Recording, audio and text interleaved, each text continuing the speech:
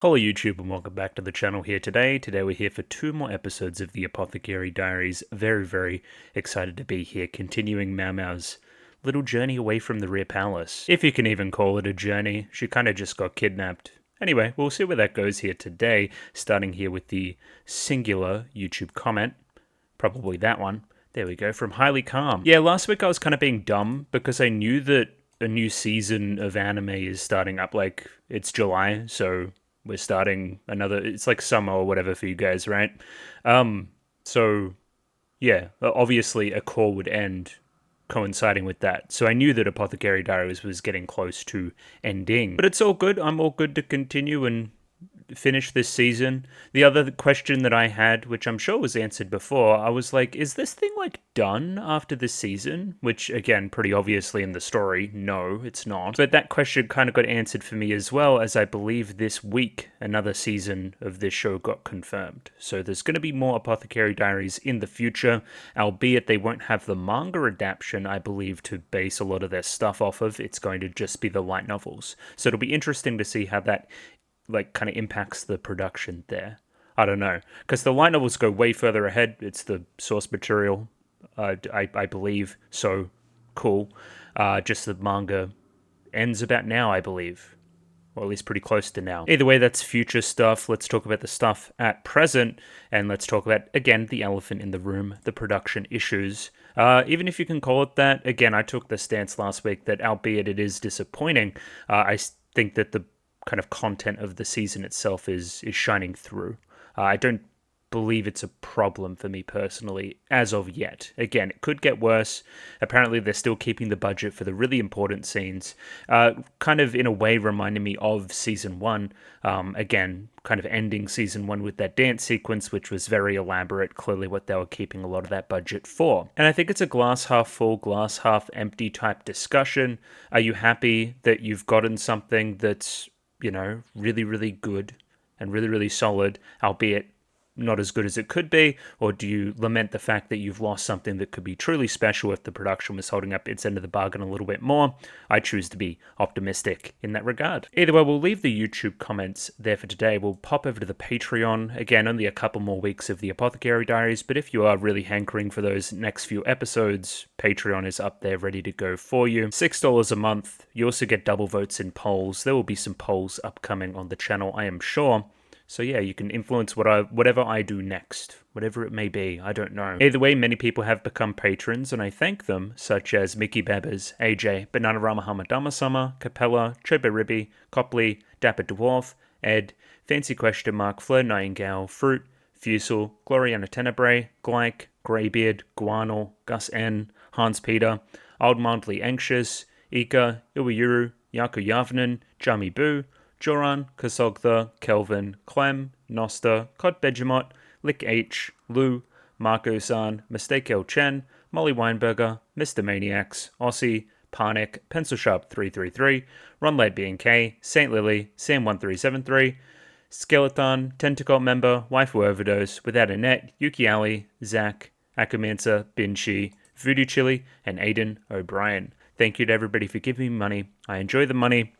A lot is going on in the Apothecary Diaries as of current. We're at the Fox Village, and Mau Mau has been taken away. Mau Mau is being used as a pawn, in my opinion, to get at Jinshi, to try to assassinate Jinshi, for myriad reasons. I.e., he kind of looks like the guy that kind of fucked them all over years ago. I don't know, like 20, 30 years ago, which sucks. He's obviously, again, he represents the royal family as well. We want to get back at that. I'm, again, seeing this as a big conspiracy trying to get back at those people. The festering resentment, of course. This is paired with a few reveals, i.e. around Sure, who she may be, her relation to the royal family as well, which is intriguing, as well as Shisui, who is... she has a different identity, I believe, to another character in the show that hasn't had a lot of screen time. That's my current belief anyway. It was all but confirmed last week, but I'm still just tiptoeing around it. What else is happening? I believe we're going into a festival. I think that's the episode's namesake. So, yeah, we're going to find out more about this whole side of things. It's obviously got stuff to do with Shisho. Obviously, for the foreign envoys are there too. Lots going on. So, yeah, let's just dive into episode 19? Episode 19, I believe. It was indeed episode 19, which is up there ready to go with 24 minutes flat as a time code for all you sickos out there that like to sync up. I've also got the Crunchyroll version for all you sickos. And yeah, the picture-in-picture version in the description below for all you sickos as well that like to watch the picture-in-picture. Either way, let's give this thing a 3, 2, 1. Radio, 3, 2, 1, go. Of course, the opening. Apothecary Diaries. We return.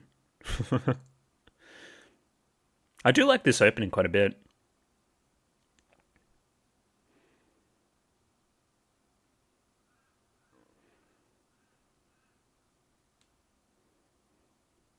Sometimes I worry a little bit how much I repeat myself too. Maybe I say that I like the opening every week. Chances are high.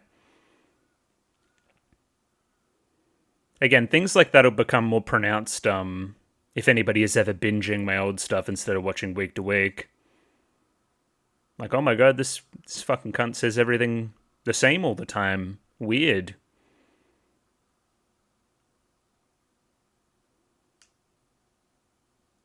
Colors there are really pretty.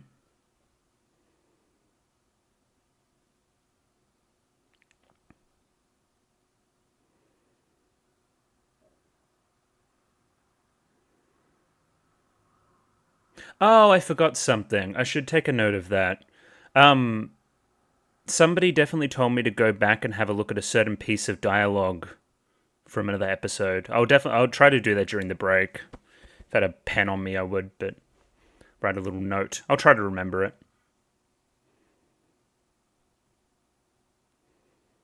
Just a throwaway line from a long time ago that's apparently relevant now.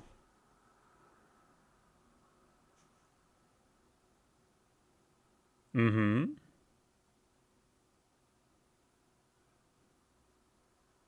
Okay. Thank you, Shisui. Do you want to see that hairpin again, or...? Green's cool.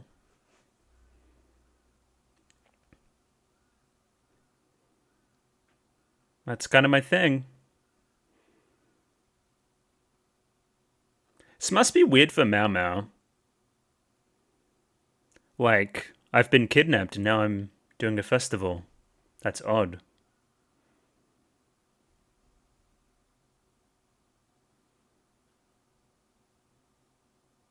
How many do you have?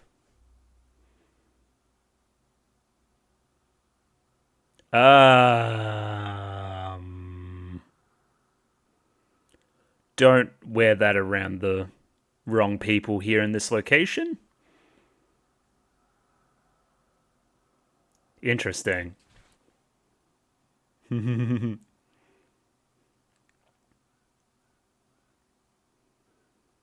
Does she know?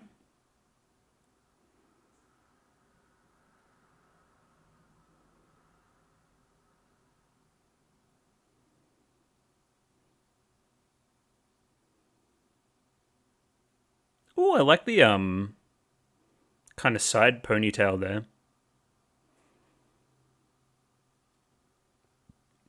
I like that angle there too on that shot of her. Fire.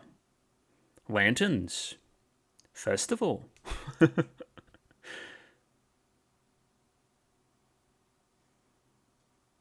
we going to do any funny business with the masks?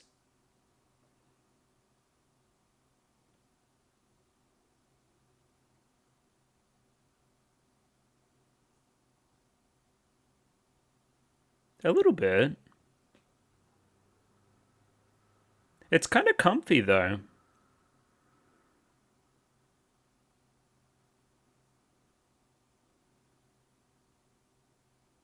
It's really hard to say here at this juncture. What do you know about bugs?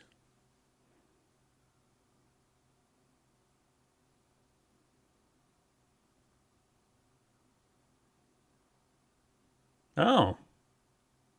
It's like a little gacha game or something.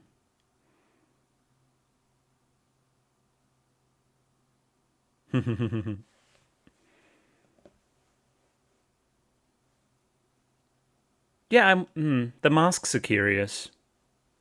I'm sure, again, the show knows that. They're going to tell me. I don't know. Please tell me. Go on. Pretty.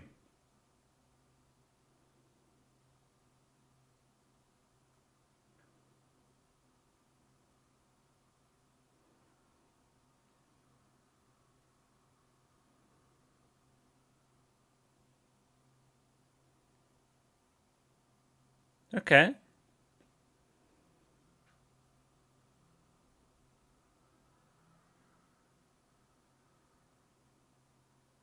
Interesting.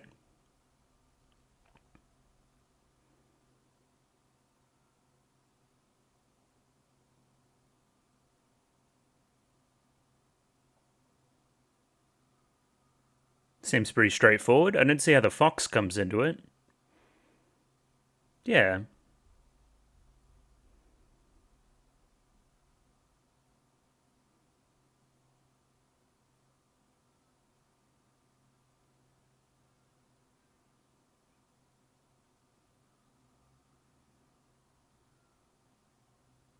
Interesting.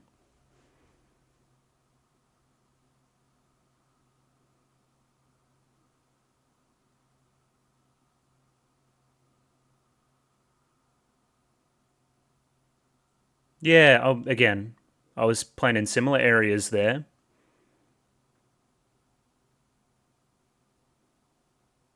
Huh.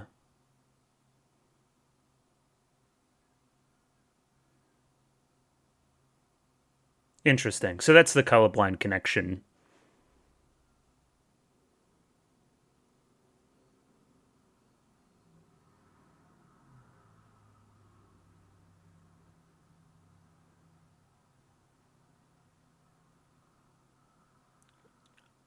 Potentially. Sure. That makes sense. But it could also be a coincidence. But I'm thinking it makes sense because Mama said it. We fucking burned them. Okay, where does the fucking drama start here? Because this seems pretty chill. Yeah, it's just like summer festival vibes.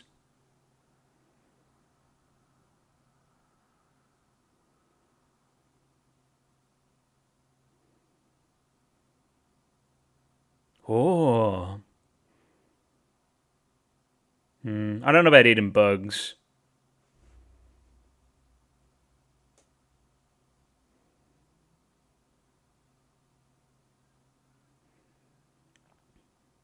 Ha! I didn't even think of that. Yeah, sure.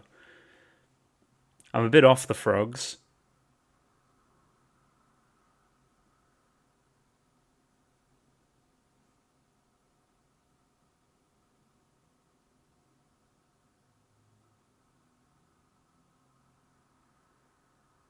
Yeah, I agree.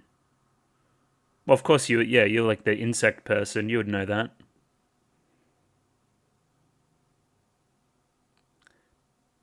That's just her special interest. Don't bully Mama. You have your own.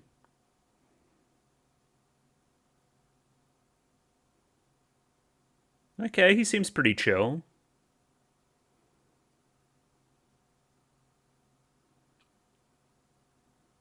Does that mean he can't participate in the festival?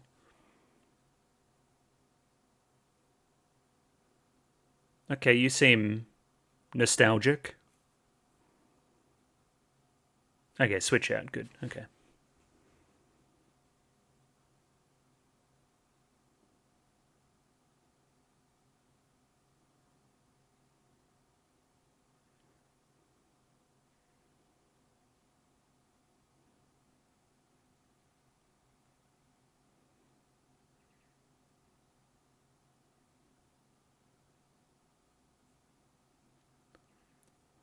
Epic swap. Thanks, Mau. You're mad chill.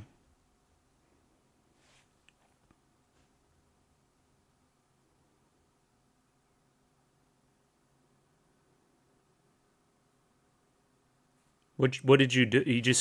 He sat still? Where's Mum? Talk to me.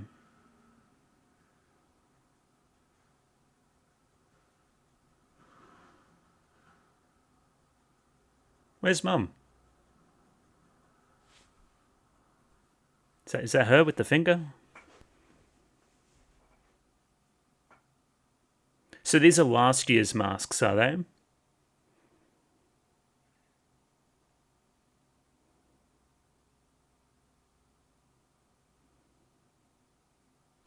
I didn't know I had to. I don't know. I'm just trying to do the traditions. What did you wish for? Embarrassing? Mm-hmm.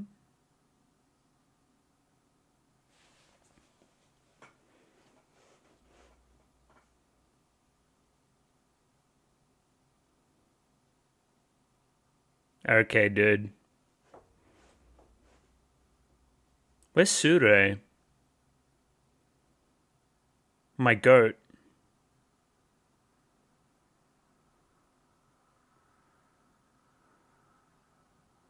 Don't miss.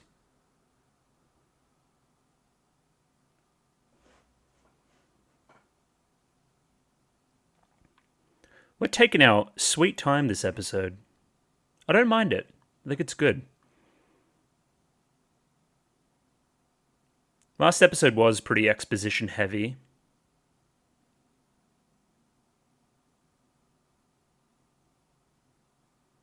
Is it something about Mum?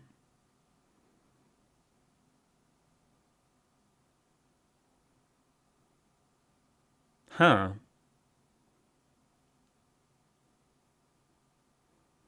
Feel like we'll circle back around to that and it'll be a bit more significant.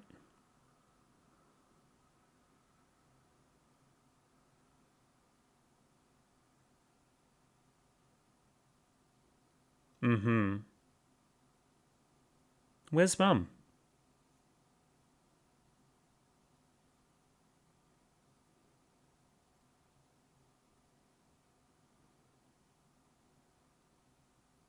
Oh. Hello there. Taberu? Of course.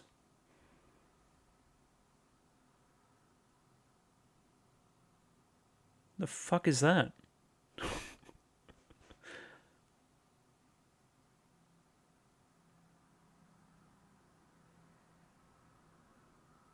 Yeah, pretty much.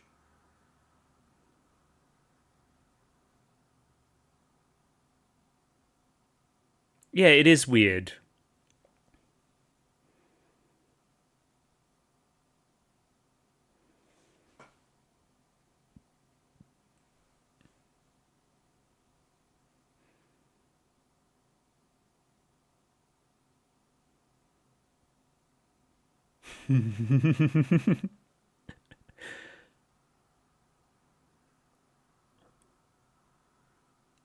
Mama, you're freaking her out.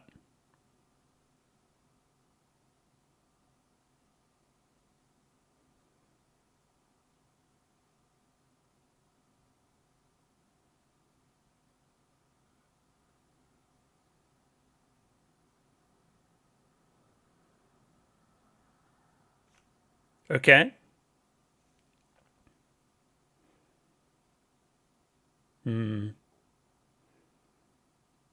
But I try all my shit on myself.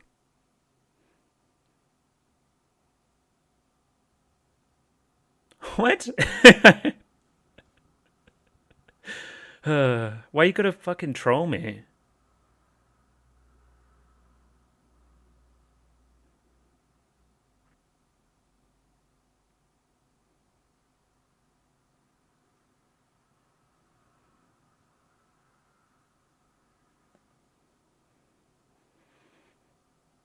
I feel like I got a pretty good idea, but I'd like some confirmations, of course. Book.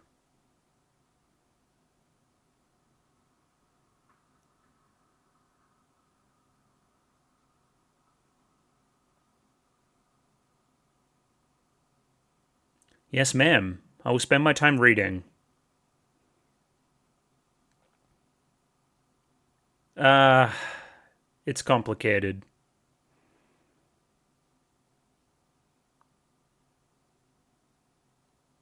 Ma'am has locked the fuck in.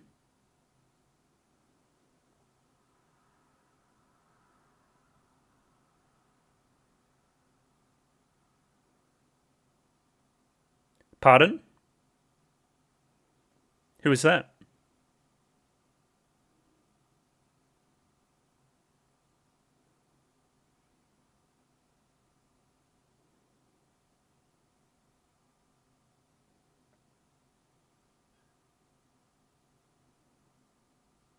What a weird thing to say.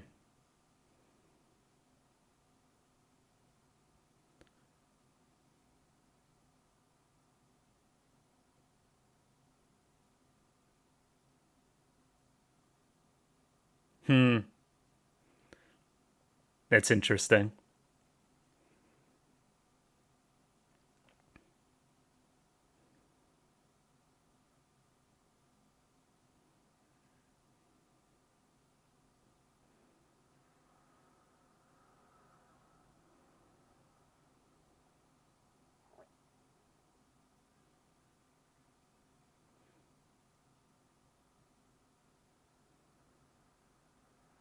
Two? Damn.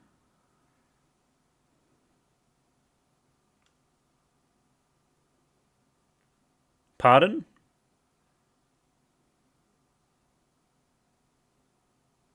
What?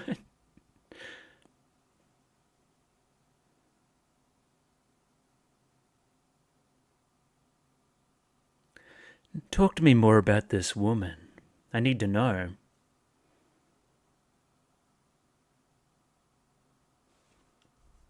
What an odd episode. I feel like it's hiding a lot that will only come out in time. I feel like Mama's figuring some shit out, maybe.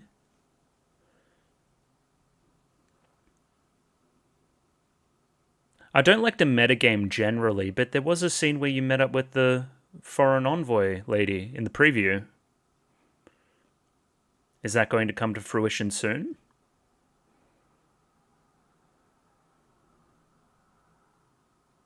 Yeah, it's pretty cool.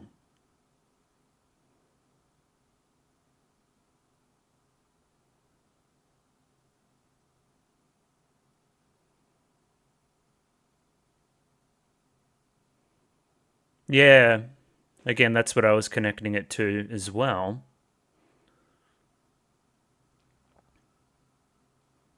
So there's something weird going on over there.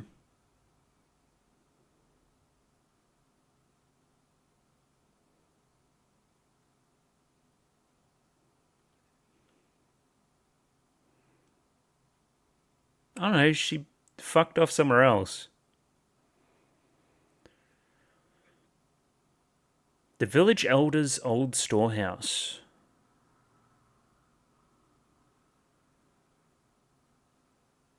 Huh.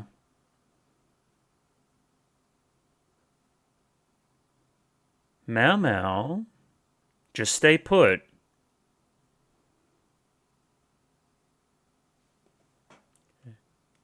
Okay, this kid's growing on me. He's cool. Secret tunnel? Finally. Soundtrack's cool too.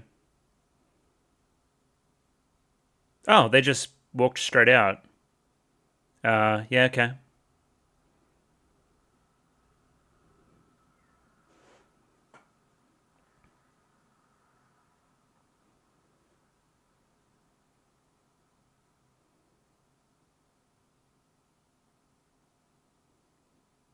Oh.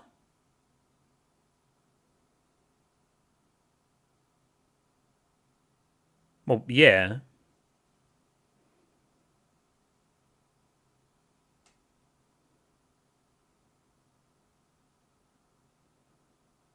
I see.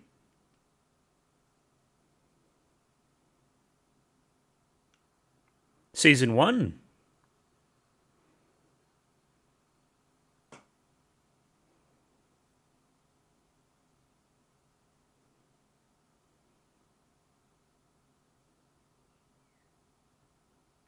Infinite supply of rats.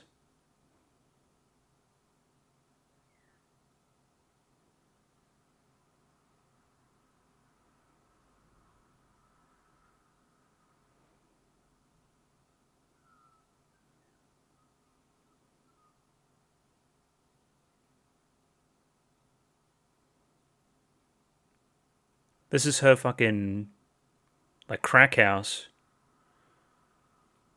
It's where she makes the good shit.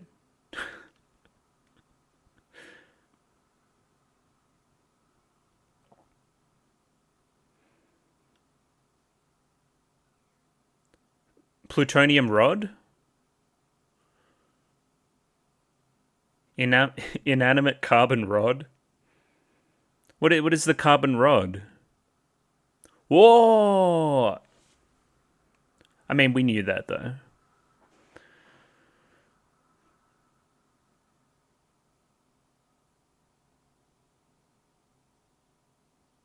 Are you putting it together, Mau Mau? Now, I'd already done that step.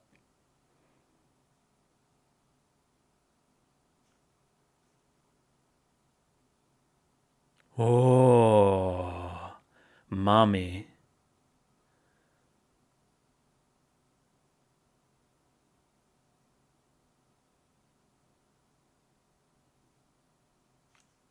Shenmei.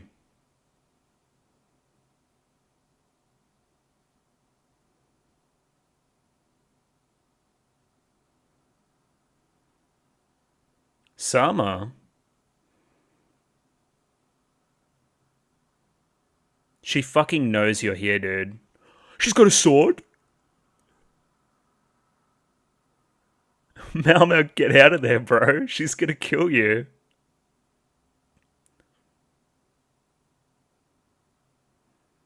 She will get your ass.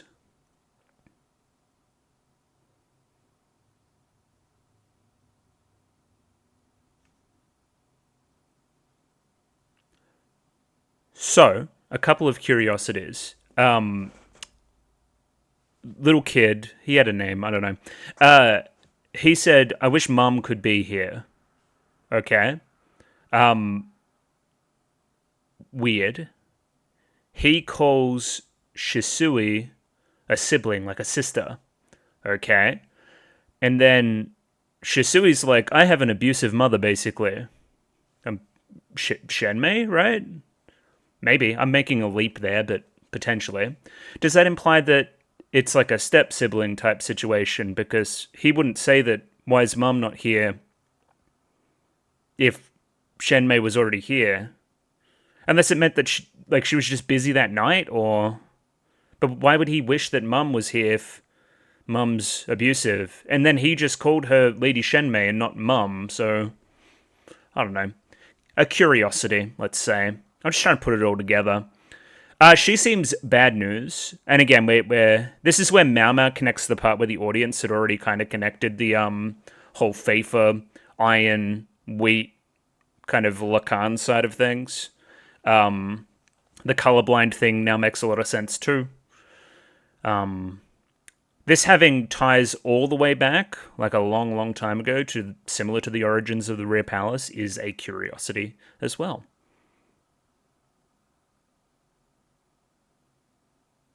Okay, it's all happening. I saw a curious character in that scene there before as well. Back to the Rare Palace. Okay, chat room, it's all happening. Episode 20. Let's jump right in. Right-E-O.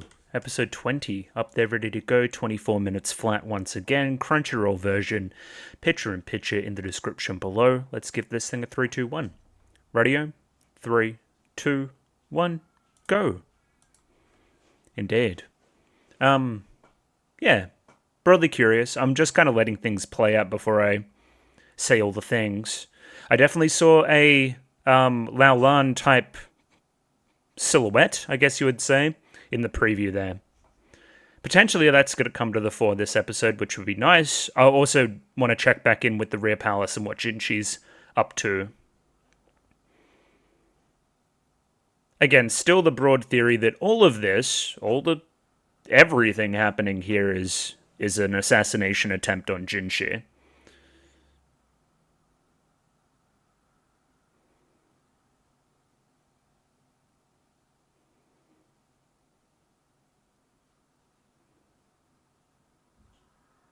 My only question is why put Lao Lan in the rear palace in the first place? Was this always the plan, or is that a piece of a larger plan, or I don't know. Again, we're gonna need to see.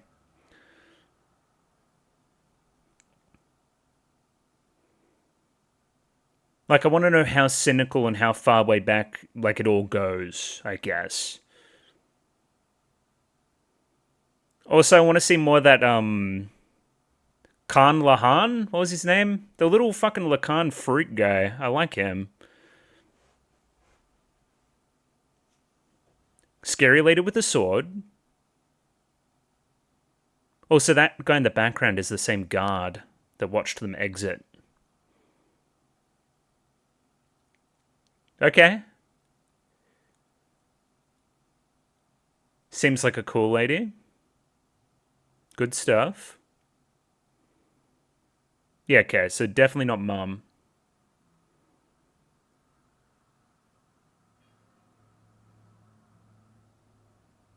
Honorable Shiro.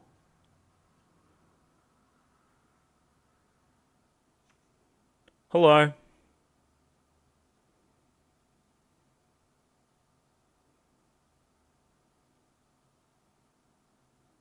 Mm-hmm.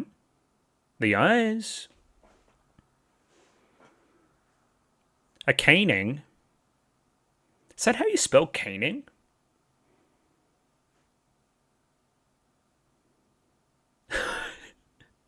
She will slap a bitch. Yeah. Yeah. Quick, grab the gun.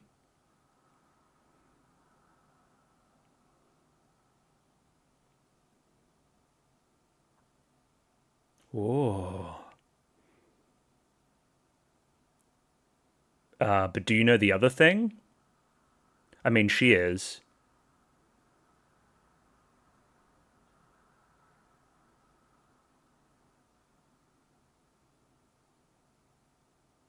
Oh, yeah.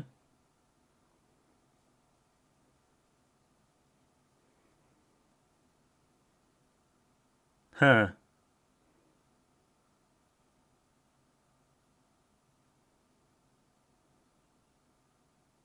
Interesting.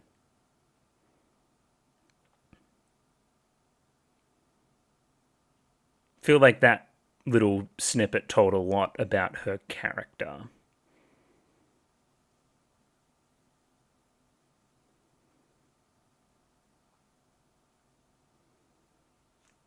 We're going to the stronghold. Damn. When did it get winter? Hooray, they just said it. Yeah, and she just saved your ass, by the way.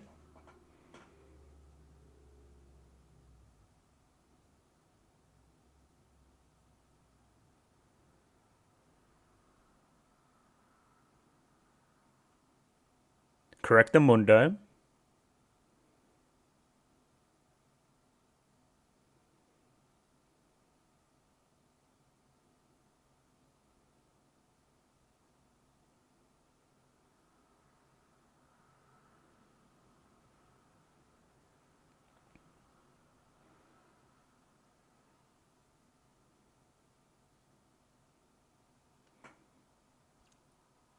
I feel like that's a cynical way of looking at it. There's a lot going on there. She didn't play you. She didn't want to anyway. Okay.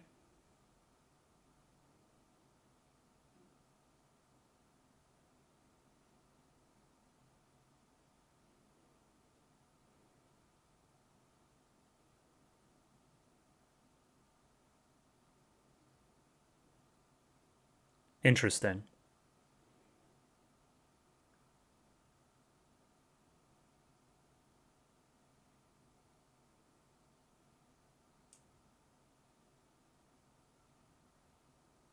Okay. Okay.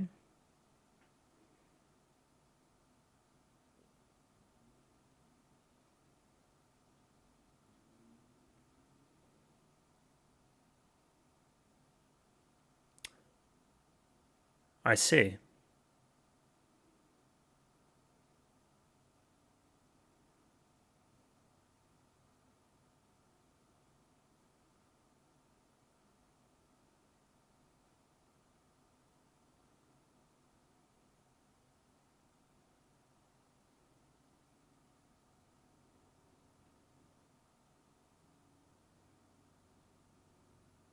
I see.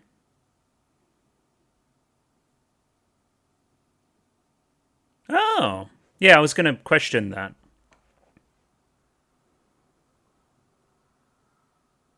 That's going to get confusing later.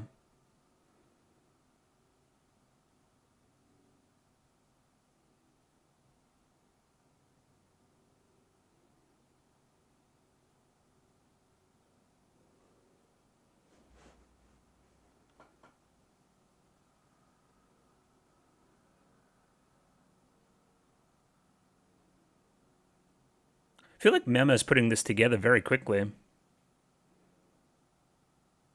I wouldn't say that she was part of it. She was most of it.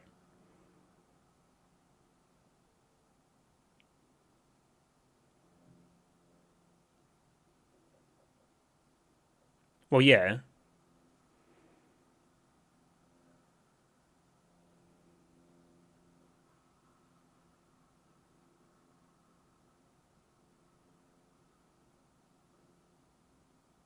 No. I think it's a long-standing thing.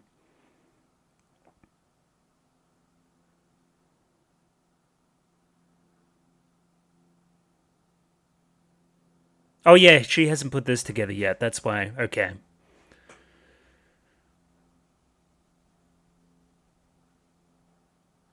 Yeah, that's an embarrassing question.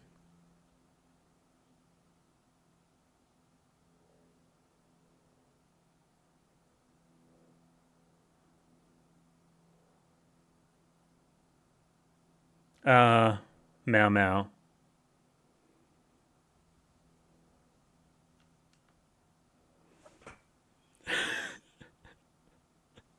Uh,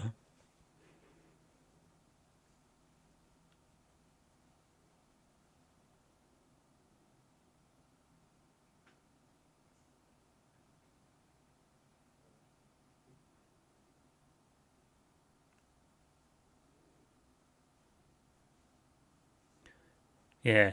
Before I got distracted.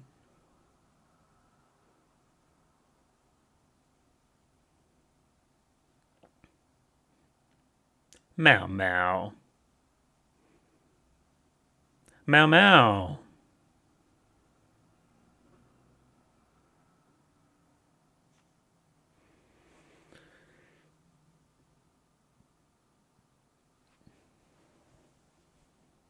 Yeah, it looks pretty spooky.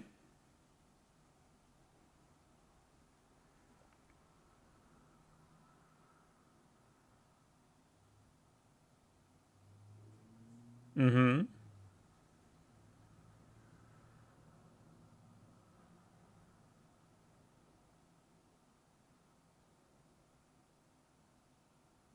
Well,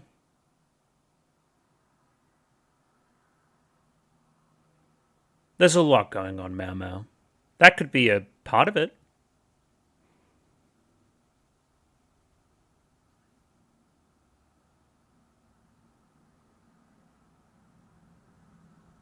Yeah, she'll chop your head off. She doesn't give a fuck. Immortality potion. Who else in the show had a complex about remaining forever young? Anyway.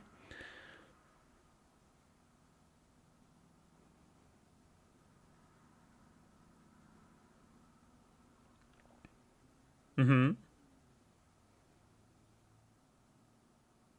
What do you say? A treasure trove.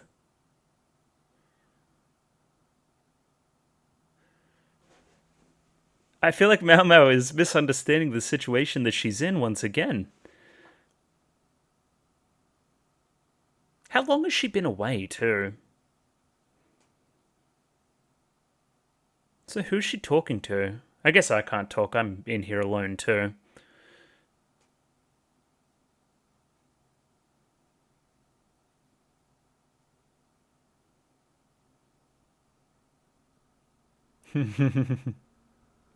She has my geography knowledge.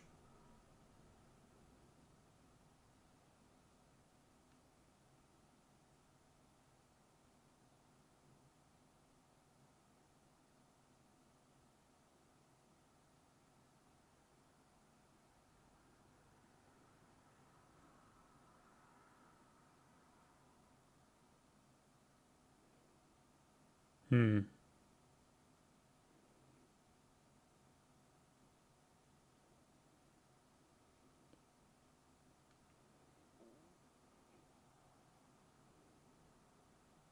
Cool, cool, cool.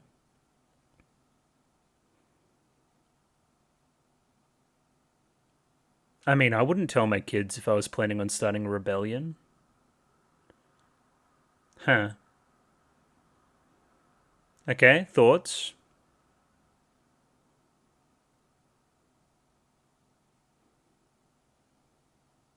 That's one evil bitch.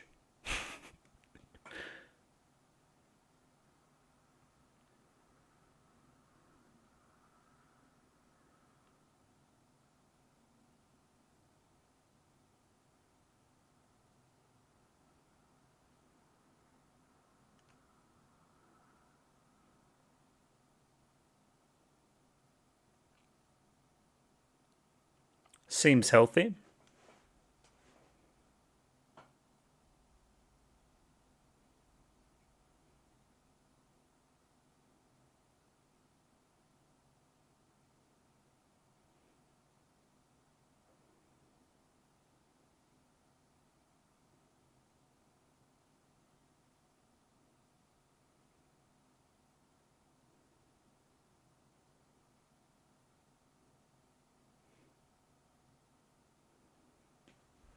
You should kill her. Very pretty.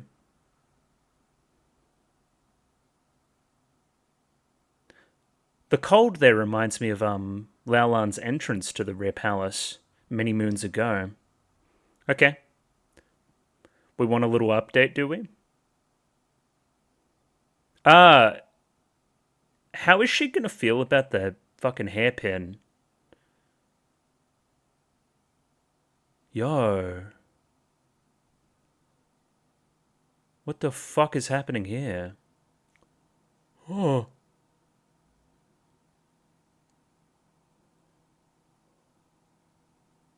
it's loading. Chill.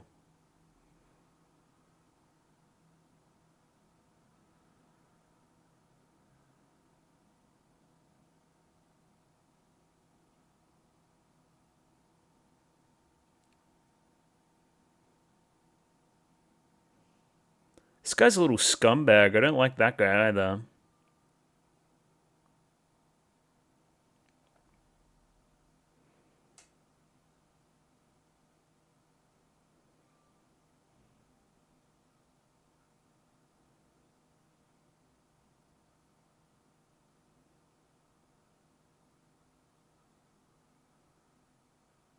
Uh huh. Army of Children. Sama.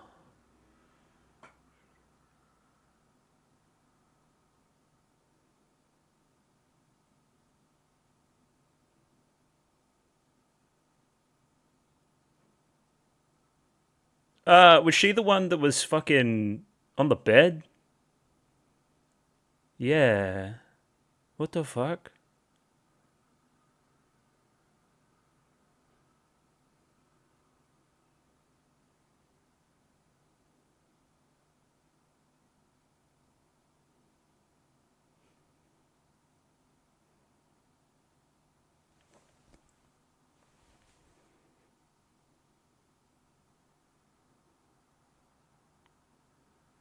What the hell is going on there?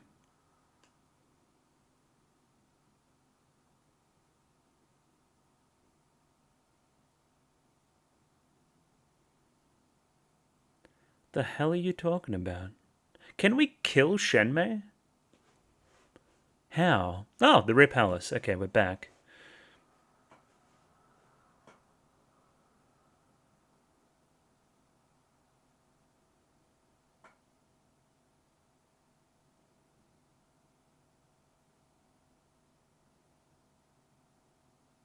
Okay, so they know the stronghold.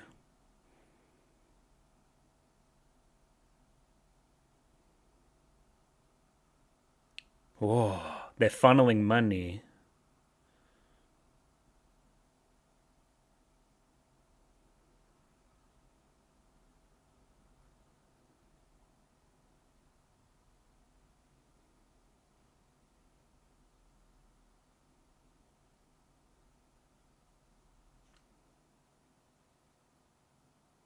Daddy's home.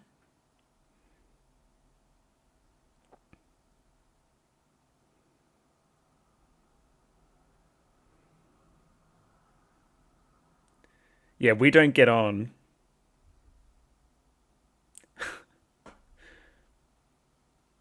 Damn.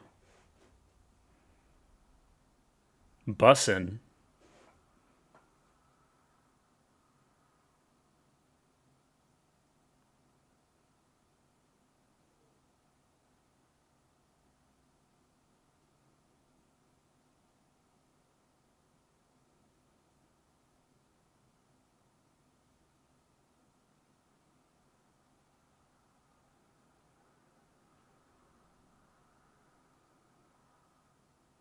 It's all happening.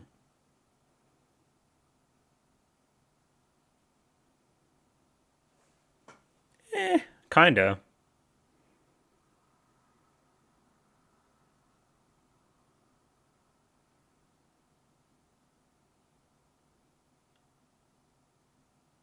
Okay, Dad's mad. I'm trying.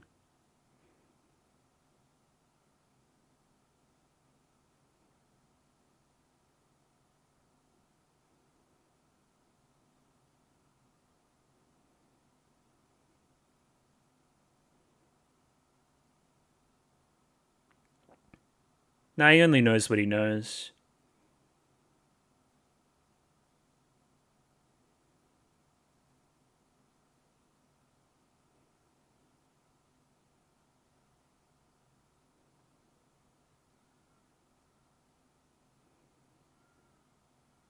Are you suggesting I go there myself?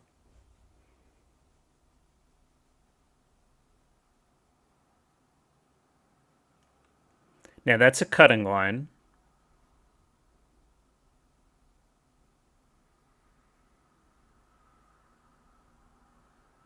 What's the plan, Jinshi? Oh. Lumen. Thoughts?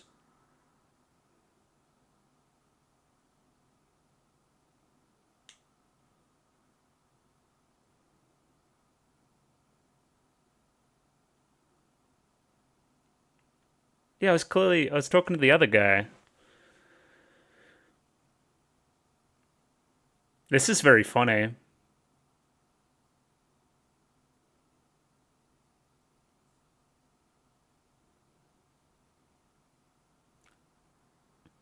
Yeah, that's a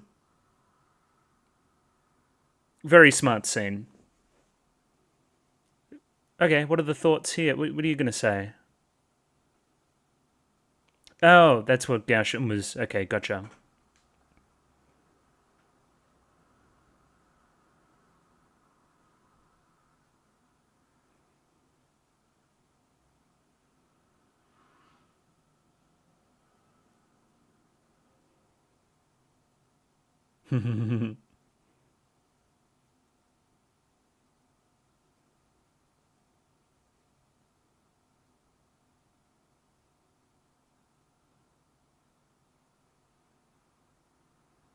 Come on.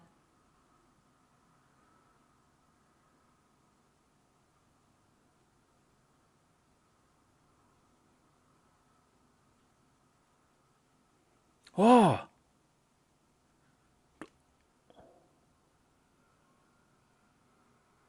Awesome bow.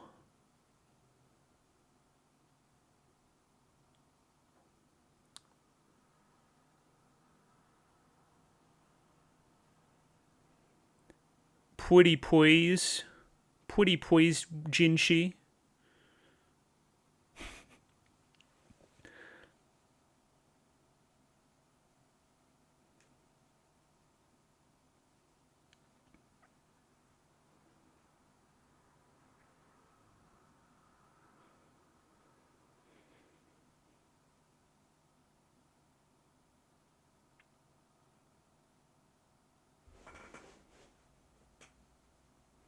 Yeah, it's to your other role.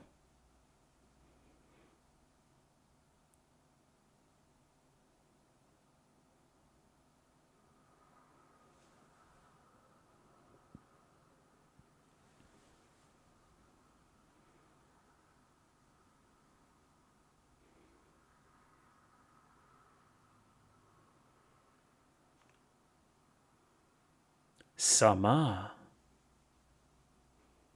Yeah.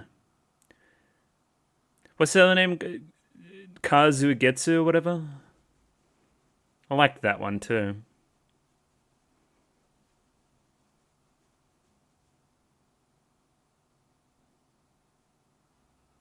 Yeah, a little bit. I did not expect the 2 episodes here today to be mostly set up again. That's very funny. Again, we got a few confirmations here and there. I'm keen to pull up my Google Doc from last week and make some additions to that whole kind of Surei Shisui mess. Question: I'm still questioning the stupid kid Kyo. They called him like a brother. So mom's there. Is that another Shisho? Is that another half sibling? Is that Shishu's got some groupies? I don't know what the hell's going on there if that's the case, but anyway. I don't know. I expect to see Zhao Lan fighting on the front lines soon. Nah, yeah. I guess I didn't see the. I thought everything was a little bit more undercover than it is. Turns out it is, right? Like, I thought it was a little bit more covert. Nah, it's just a straight up, like, rebellion with, like, soldiers and guns and stuff. So, like, it's pretty intense.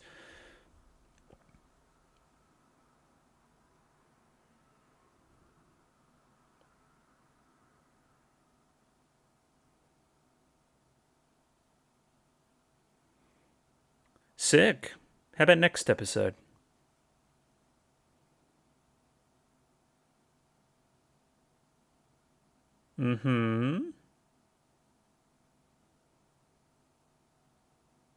Snake. Okay, we have the snake connection too. Yeah, let's do a little bit of analysis. I might have a little bit of a look at that Google Doc. Let's do that. And we're back. I've got the Google Doc up here once again, and it's time for some pontification. It's time for some thinking on a few things that have been said, other things that have been said by other people, and trying to put it all together, I guess. So, all the additions that I've made to last week's notes are in the blue, as you can see there. It's kind of like the photo negative of the red, anyway. Shenmei, we finally have a name for Lady with the Finger. We haven't really seen much of the finger yet. She kind of just had a sword and was pointing it at people. That's probably not good either. Again, one of the Emperor's former consorts, Lady with the Finger, got with Shisho. That's Lao Lan, who is also Shisui. This is all correct. Most of the stuff I wrote last week, correct in that regard. That's fine. Again, digging into the emotional part of this will be interesting as well. How Mama kind of has this dual personality thing going on. Lao Lan kind of has this dual personality thing going on. Jinchi kind of has this dual personality thing going on. Seeing how this all connects together is thematically rich and characterful and all sorts of great stuff. It's just good. It's consistent writing across the entire thing. Again, I'm waiting for that big Lao Lan stepping out under her mother's control type moment.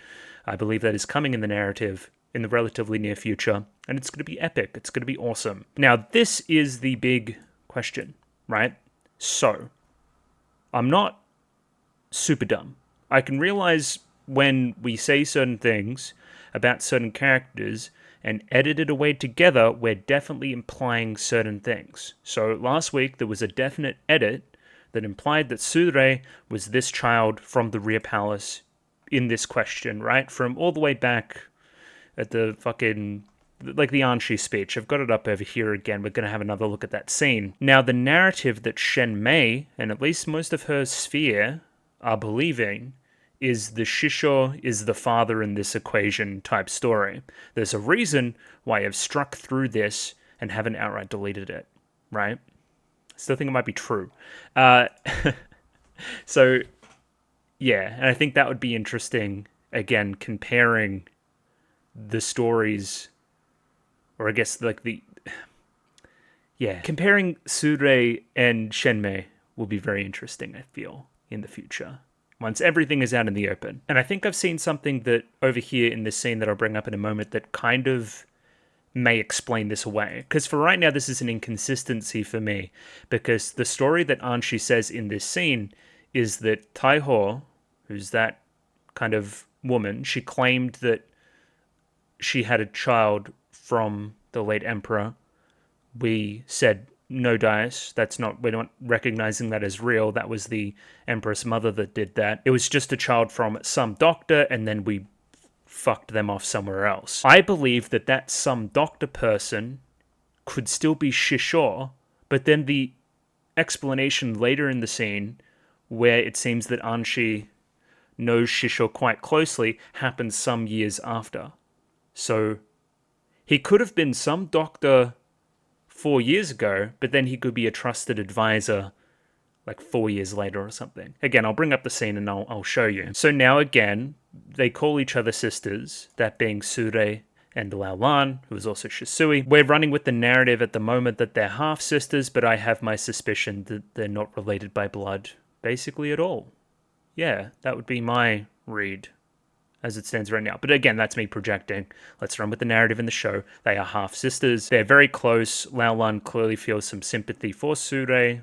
Fair enough. I hope we keep with this Sure name and don't get confusing by starting to call her Shisui, which was her name, or Shisho's name, or you know what I mean.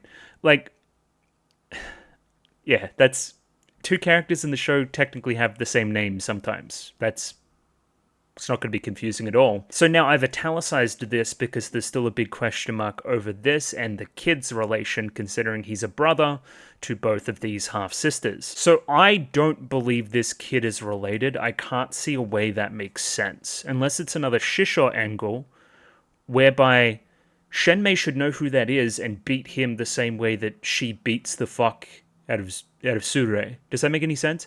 Like, she should also know if he's an illegitimate bastard child of Shisho, and beat him accordingly.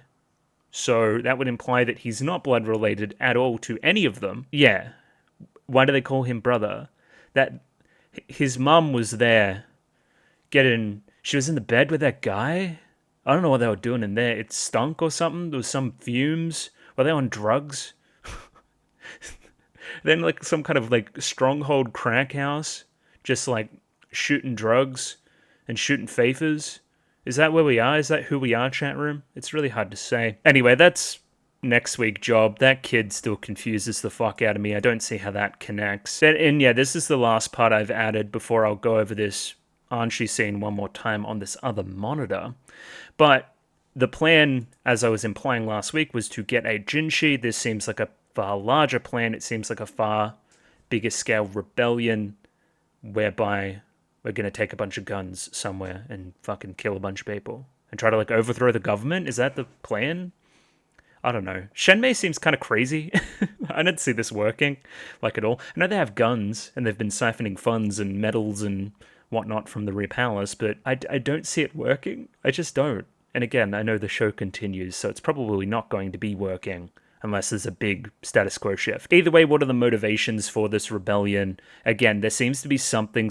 It seems to span all the way back to the origins of the Rear Palace, that foreign influence coming in, that colorblind angle seems to be very similar to the origins of the Fox Village. There may be some more going on there behind the scenes that is influencing a lot of this stuff. That could be a historical motivation, but I think the most prominent one is Shenmei's personal complex and personal kind of perspective on the situation that's motivating her actions, i.e. I believe this is where the immortality potion comes in. She feels obviously slighted from the late emperor. Again, he has a complex about liking him a little bit younger. She's going to have a complex about wanting to stay young because of that, internalizing some of that, wanting to rebel because of that as well. I see that as a pretty concrete motivation. That's lining up. That's making sense to me. She becomes jaded to the current administration after her time in the Rear Palace. Now, my question being, I would love to talk to Anshi again, just in general, the Empress Dowager. I believe she would have some interesting stuff to say about that. Yeah. And again, we've finally explained away the colorblind angle too, which is fun. And yeah, this Shisui has a high opinion of Anshi thing is curious too. It's fraught. Maybe something that her mother doesn't really agree with. It's hard to say. Anyway, I'll get this scene back up. Clearly, I'm still in the process of figuring this out. This is not final. I am willing and able to change my opinion on things. All the disclaimers in the world. There is probably room here as well for me to take a step back and think about what I think about those episodes overall as well, divorced from just trying to figure out the mystery of what the hell's even going on. I'd like us to pick up the pace again. I felt like we were ramping and then we kind of plateaued in these two episodes a little bit. Again, in an ideal world, you would structure your season and information reveal in a little bit of a better way to keep it constantly engaging. Again, I'm in on learning stuff and whatnot, but in isolation, these two episodes were kind of boring. I liked a lot of the Shenmei stuff. The rest of it, the Jinchi stuff at the very end was cool too. Again, we must remember his arc in all of this, trying to step up and claim that role instead of hiding and being this kind of unique persona. We must remember the reveal last week. I'm going to call it a reveal. That Jinchi was the one that made himself, he like volunteered himself for this unique role. He, again, very clearly that's like internalizing his own complex about stepping up into responsibility as well, wanting to remain forever young and play around in the Rear Palace and do this all kind of stuff, blah, blah, blah, blah, blah, and not live up to this kind of role that he should have, i.e. very similar to the late Emperor. This is a moment of comparison between the two, where the late Emperor never had that moment where he stood up. This is Jinchi's moment where he is standing up, or in the process of trying to stand up. That is significant. Again, that stuff will come more to the fore as we continue. I'm querying the hairpin stuff as well. I think that hairpin at a certain point is going to get Mao Mao in big, big trouble. There was also that really frustrating scene where Mao Mao was almost putting everything together and then she actively stopped herself again. She's very good at that. Anyway, one more time reviewing the dialogue here. We just must remember that Anshi's perspective isn't law. You don't take it as perfect fact. It is, again, just the information that she has been told. Let's put it that way. So again, my child was a boy. Empress accepted him as her official grandson. That's the Emperor. Cool. There once was a girl who gave birth to a daughter. She claimed that the girl was the late Emperor's daughter, but he denied it, saying he knew nothing of it. Again, that's just... I don't think this is the type of show to present something like this and just, I don't know, the woman lied. That doesn't seem like the correct thing for the show. Which again tells me that it's actually the late Emperor's kid. A doctor was declared the father of the baby and was exiled with the baby. But now that is inconsistent with something in the other story that I've also just realized, which is, I believe in this 2-episode chunk we just saw, Sure or Mao Mao, somebody says something where Sure and her mother were both slaves to Shenmei, right? And that doesn't make sense because the whole thing here is that Taiho was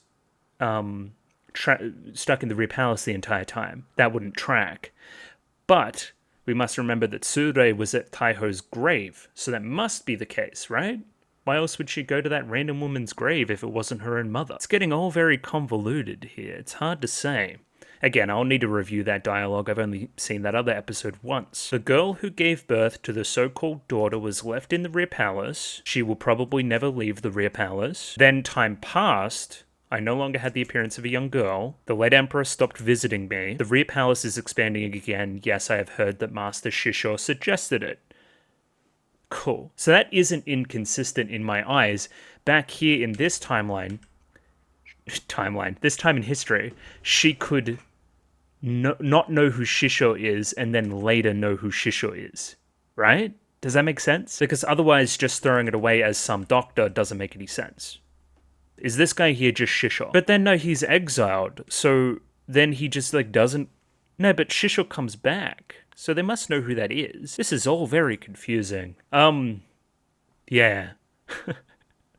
I don't know. If I'm completely on the wrong track, please guide me, but I think I'm kind of there, and I'm making the correct inferences here and there about stuff. Ooh, yes, that Discord thingo. I should go and look up that episode or whatnot. Alright, I've since realized I don't have that episode downloaded. It's episode 15 somewhere, so I'll download it and we'll read the subs here in a second. But let's go back to the start of everything and try to figure some stuff out. I feel like this is going to be a weird session because a lot of it is just the festival stuff, which I don't feel like really comes to anything yet. Really? It was just... I feel like you'll come back to that episode later and it'll all make sense and it'll feel very significant and emotional. Again, it's stuff to keep in mind for the future without being specifically mind-blowing right now. So one of the first things we notice in this episode is that this is Lao Lan's hairpin, or at least one of them. Mao Mao notices this too, and she's proven correct by the start of the next episode. This was pretty much the nail in the coffin that was correct, even though I was already like 98% sure. Lao Lan and Mao Mao are getting ready for the festival. I'm already realized basically what this is signifying. Usually people paint the corners of the eyes red. Green seems to be an odd choice. Green would be a talk all the way back to the roots of that kind of foreign influence in the town in the first place that would have been or had some kind of colorblind gene, because they would see the red as the green, or again, it's a little nod to the people in the know using the green instead of the red. Again, this will be unpacked in more detail as we continue, but now I'm seeing why they're doing this. That's yeah, cool. Another piece of very obvious symbolism too is that a lot of people are hiding behind masks, their true identity and whatnot. This mask here is kind of like the Lao Lan persona that she's been putting on, or at least part of her personality. Again, it's something that I could switch on and off. Which one is the genuine me? That whole big, interesting conversation there. And again, Shisui fucking turns it on and off at whim, right? She can be this very somber, like almost like this pawn used by her mother in all these other scenes, right? Again, think about the somber tone initially when Lao Lan is making her way into the rear palace as well, compared against the bright and bubbly persona that we see with Shisui, right? Like, there's a clear contrast there. She can turn on a dime, you know? And again, probably talks to her state, or that state of mind when she's first being moved into that position in the rear palace. Yeah. Also, so much for that Lao Lan is pregnant type story too. That didn't really go anywhere. That was just a rumor, I guess. Another very pointed question here is that Shisui is like, hey, this hairpin, if I asked, would you give it to me? The hairpin is signifying Jinshi. If I asked you if I could have Jinshi, would you let me have Jinshi? And then she ums and ahs over it for a moment and then says no. Again, Mao Mao's more coming at it from the perspective of, oh, Jinshi wouldn't like that. But there's also an element of, okay, do I actually like him? Do I have this connection? Would I, actually give this hairpin away? Yeah, it's a conversation she doesn't really grapple with right now, but subconsciously she almost still wants the hairpin, I don't know. Clearly that romance thing is going to be unpacked more at a later date, you would imagine. Once again, all of this still calls into question why Mao Mao is even here. Because again, I thought Mao Mao was important, whereby we're getting into Jinshi to move Jinshi out of position to assassinate him. That doesn't seem to be the case. Instead, we're going with this rebellion type story. But then why is Mao Mao here? She wasn't just brought here as an apothecary. That was an excuse that you came up on the fly, as well as the age thing. I don't think Mao Mao's 30. I really don't think Mao Mao's 30. Yeah, you just kind of came up with some bullshit on the fly to save her in that instance. Why was Mao Mao even here? Why did we kidnap Mao Mao? What's the goal there? Was it, again, I feel like there's still an element where they know who Mao Mao is and her importance to Jinshi and are using that. but I'm not sure how to quantify it anymore with this rebellion story. Yeah, I'm curious. Despite, in my opinion, this being a lull in the pacing of the 2-episode chunk, it is still quite pretty, and I don't know, it can't be at a 10 all the time. Just kind of calming down for a second and having a quiet contemplative night at the festival is kind of cool. I don't know. They're taking their time with it. I guess that's worth commending, even if in the moment I found it a little dry. Once again, I'll reiterate that I believe this is an episode that will shine on a rewatch once we know the entire story. Once again, Mama here noting that mostly men are the ones using the green. Now, the green, this is the colorblind gene, everybody. That's what they're getting at. Yeah, cool. Ooh, the grasshoppers compared to the locusts is a fun metaphor there too. A lot of grasshoppers this time of year, sometimes they mix in with the locusts and we can't tell them apart. Yeah. All to this kind of like foreign influence bloodline type story too. Yeah, it's all, I cannot quantify it right now, but it's all thematically coming together. If that makes any sense. That is an important distinction, the grasshopper locust type thing, I believe. So now we're on to the backstory, the reason of why we do the Harvest Festival and why we have the symbol of the fox. So initially, there was a group of people that occupied this area, right? They were just chill, they were doing whatever. Then a different group came from a different nation from the west. Now, most people chased these people away. Again, just like, get off our land, we don't know who you are, that kind of stuff. You know how it goes. But some people recognized that they had special knowledge as it pertains to growing things and farming and, information that would serve us. And again, they used that information and there was an integration there based on that kind of stuff and they became gradually accepted. However, that knowledge itself, how to grow more food and whatnot, made the land inherently valuable. Then others tried to invade that land, tried to steal the land, whatnot. That talks to why we're so hidden in the forest, far away from everybody else, why there's a moat, why there's a big wall.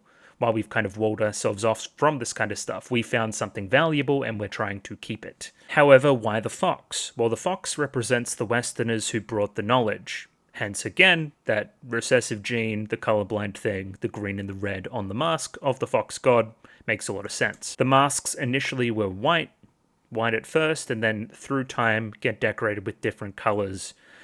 Again, we're clearly talking about muddying of the bloodline type story there, I guess. But through time and integration, it all becomes blended and the Westerners get integrated and we're all one people, basically. Mama is correct to think that this kind of story about bloodlines and the strength of said bloodlines and not letting them be too muddied and whatnot links itself to the Rear Palace quite well, especially the story as told by this gentleman here, after the whole colorblind temple shenanigans, right? In that instance, it was an attempt for certain people to stay in power based on a recessive gene, right? And that was all the way back to the original Empress Mother type character, right?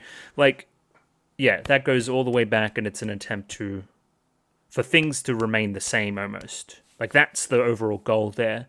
But again, these two are linked. Again, the colorblind angle. And again, Shisui using the fucking green paint because she may also have the colorblind thing as inherited from Shisho, who was established in a different scene to also have the colorblind thing going on. Yeah. See, it's all coming together. So again, I thought that implied that Shisho came from that same royal family lineage. No, it just means that he has a similar gene from the West generally. Again, that's the idea there. So this was my question, right? We take our masks here, we enshrine them for a year, then we burn them. That would imply that the masks we burn tonight are the masks from last year. Why are we talking about a wish and whatnot? Why is that kid being like, what did you wish for? That mask isn't burning tonight. It would be last year's wish. No? I don't know. Are the masks being burnt the ones that are supposed to do the wishes? Or is it the masks that we enshrine that are meant to do the wishes and then we just burn them later? When does the wish activate, I guess? I don't know. All these aren't very important questions, but I like to know the logistics. A couple of fun things to note in this particular scene. Again, it's just nice to have a scene where we're just eating something. Nice summer festival vibes, of course. I like the Mau Mau refusing to eat the frog type angle. Again, just what the frog implies and not wanting anything to do with it is quite humorous. That's very good. Something, maybe something there about still not wanting to accept the Jinchi side of things. That's probably a stretch. Whatever. I like that Shisui eats bugs and can classify between the different bugs. Again, it's her kind of little special interest there. I like that she still maintains that. Again, she's just a fun girl that likes bugs. All this other Lao Lan stuff is kind of ancillary and a little bit sad that she can't just play in the forest with the bugs all day and has to be a pawn in somebody else's game. And yes, as said previously, I believe the grasshoppers versus the locusts here is a pretty strong metaphor about what we're talking about as well. Again, sometimes something can blend in and hide in plain sight and whatnot. Yeah, there's a lot of characters like that in the show. Another question here is, what the fuck is the kid doing? So, okay, Kyo's in there, he's playing like the god tonight or whatnot. The way I understand it is that everybody gets a turn and then acts pretty reverent during that time. Seems pretty chill. He knocks off and then just plays with the festival with the rest of them. I was a little bit worried about him being left out and having to do this thing instead of playing around at the festival like he clearly wants to. At this same time, it seems that Shisui is getting kind of nostalgic about such a thing, playing a role, being very stoic and whatnot. Could be related. As well as, again, Kyo himself seems pretty interested in these traditions and whatnot and wanting to make that wish come to fruition. It probably is all predicated on that mum type character. I believe we will learn more about that next week. On the whole, overall, I believe this 2-episode chunk looked a little bit better than last week. So we're not seeing like really obvious evidence of production issues, I would say. Like, we're getting a little bit better there. There's a small throwaway line here with some kids and some rice not growing particularly well. This gets Mao Mao curious about a particular block of land later on in the episode. Again, it's really hard to make further inferences here at this time. Without any extra evidence to go off of, it's pretty clear that Kyo's wish here is to do with his mother and wanting to see her more, and I don't know. If I was in a similar situation, I would want to see my mother. I think that's fair enough. What is he, like fucking 11? That's pretty fucked up. Just is. So yeah, again, that's clearly the kind of sad undertone of this part of the conversation. It's this same fucking guy, right? So, again, I'm metagaming a little bit. I don't like to. I saw this guy in the preview. I believe Mao Mao is going to get some thing on this guy. He seems like fucking Shenmei's little manservant or something, so I don't know, she's gonna use that connection how she will. He's the guy by the gate later in the episode. He's got a character, he's got the little hair, so that's how I know who he is, I guess. The other one that is now making a little bit more sense is the reason why Sure isn't present at the festival. She's like an outcast. She's not regarded very well by the person that runs this fucking show. Like, I fucking hate her, so she's going to be locked in during the festival. Because I was like, where's she? What's she? That's pretty clear now that she's purposefully being left out. Again, this part here is really, really cool. Again, I believe I will learn more about this at a later time and what these wishes were, and the wishes kind of fading into the bottom of the lake instead of being granted will come with a little bit more significance. Ungranted wishes sink to the bottom to feed the next harvest. Insects never survive the winter. They only leave behind their children. Yeah, very interesting. Yeah, connecting all of this to Shisui is probably worth doing. Yeah, why are you so concerned about what's next, what you leave behind, who's come before you? The winter being a very specific idea there as well, kind of linking that to the stronghold stuff later on as we move into winter. Timeline stuff is getting a little bit confusing too. Like, what time of year is it? It was a little bit hot earlier. It was springtime early in the season, I believe. I don't know. I wish we were better about that as a show. Maybe just some lower thirds telling us a date and whatnot. That could be cool. It's hard to tell if Mao Mao's been away for like a week, a month, or several months, I guess. As I said before, Sure inside, very clearly not being involved in the festival, presenting Lao Lan, Hariha, Shisui, with a meal as soon as she comes in, going to talk about this kind of master-servant relationship that they still kind of have on top of everything. Not under the surface. I still believe that they think of each other as siblings, as sisters. They're pretty close. But yeah, no, like there's still some undercurrent of the master-servant thing going on. Mao Mao is one focused, however. She is talking about the resurrection potion, one of the major reasons why she came along in the first place, to learn more about this specific apothecary type idea. I like Sure here. Do you understand the situation you're in right now? You're a hostage. You can't be demanding stuff like this, but still ultimately relenting and telling her some stuff regardless. Now again, Sure is a very intense person. I like Mama's intensity around the apothecary stuff getting to the point where it's even freaking her out. Like, that's funny. Like, get away from me, you freak. Further linking in the scene here, we have Shisui noting that the two of them don't have many friends, so it's nice to see them interacting like this. Again, they're both kind of closed off in their own way, and can kind of execute stuff a little bit later on. When their passions come out, they bloom, I guess, a little bit more. Shisui sees the similarities between the two, obviously being pretty close with both. The both of them don't see it, however, I believe us, the audience, see it as well. These two are kind of kindred spirits in a lot of ways. And again, now that you're being presented as a lot more sympathetic, there's a big bad who is slapping the shit out of you pretty often. It's nice to see.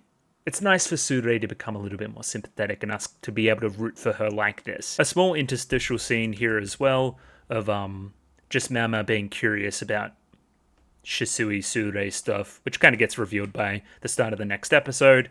Some more Apothecary Diaries levity type stuff where Mama is very excited to be learning more information here too, and again, kind of skipping formalities of breakfast and focusing on learning the information. I don't know, it's giving like iPad kid, I can't focus on the meal right now because I'm in the middle of a game, and somebody else like dressing me for me, even being called out by the kid over here. It's just good Mao Mao stuff, I feel. Interesting here, Kyo says that Mao Mao herself, here at this moment, getting somebody to dress her, being solely focused on one thing, being a little bit lazy almost, right, is reminding him of Shenmei, which is curious. Yeah, again, we know that she's very particular. She's like forces people to like do everything for her. She's getting like fucking massages and shit next episode too. It's probably a bit of an insult to be compared to her, I guess. Another one to note is, let's look at Laolan, Shisui.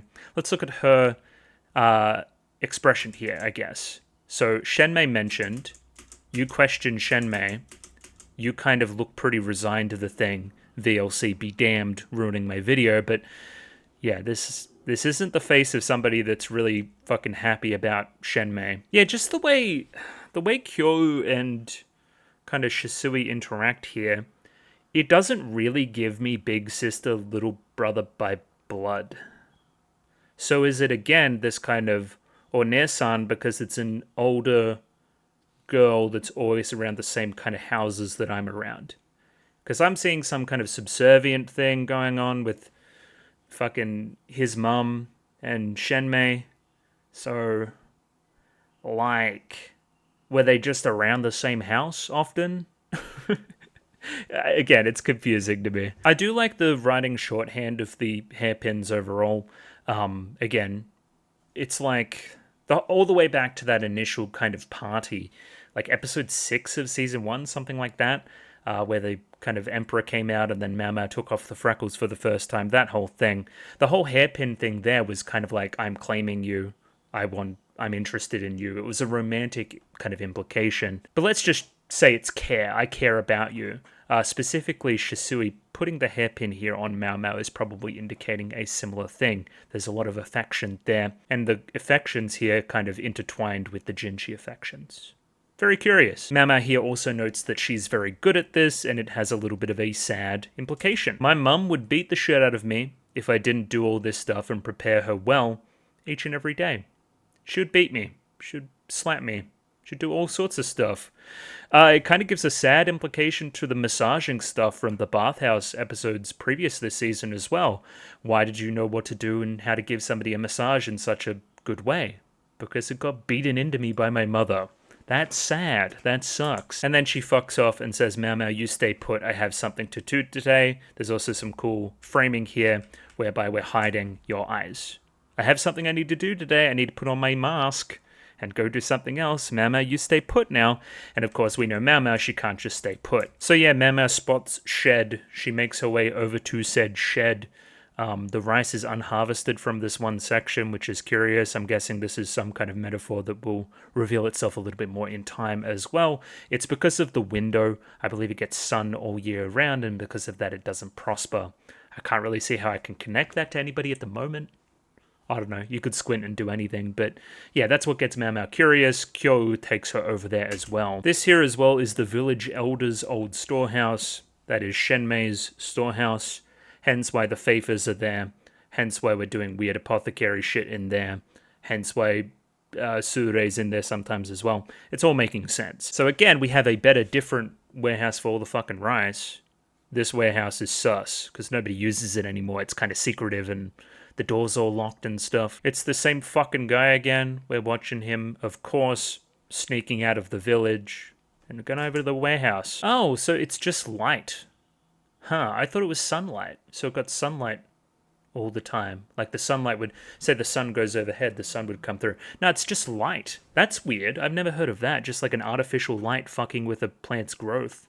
I guess that's a thing, sure. Let's say it is. I guess that does make it very similar to the artificial environment kind of built around these roses from the previous season. Either way, the bright light coming constantly from this place would imply that it is used, hence why Mau Mau wants to get in there.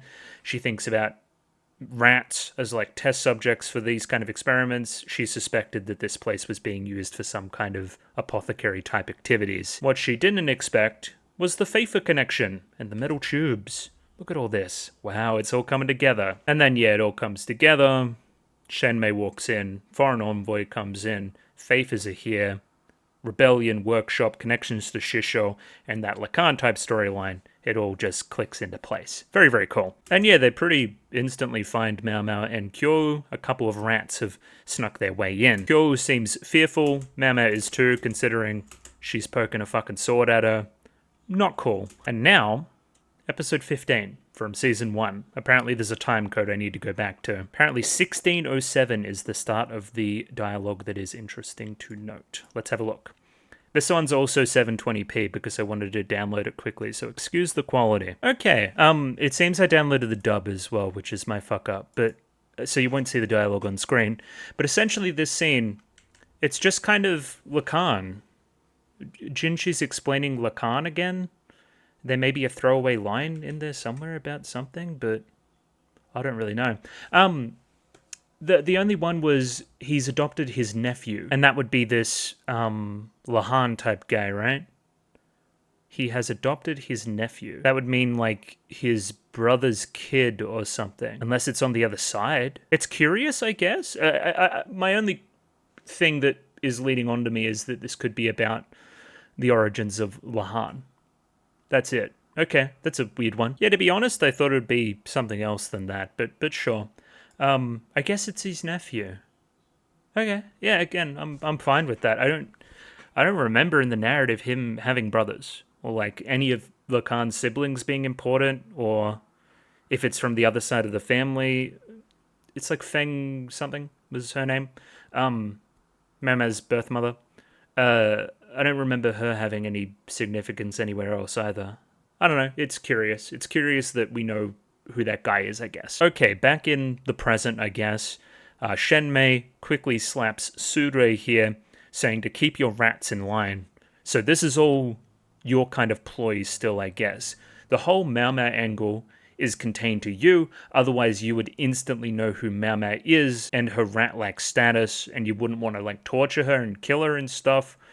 Like, does that make sense? It seems that the Mau Mau angle is your plan, not your plan, I guess.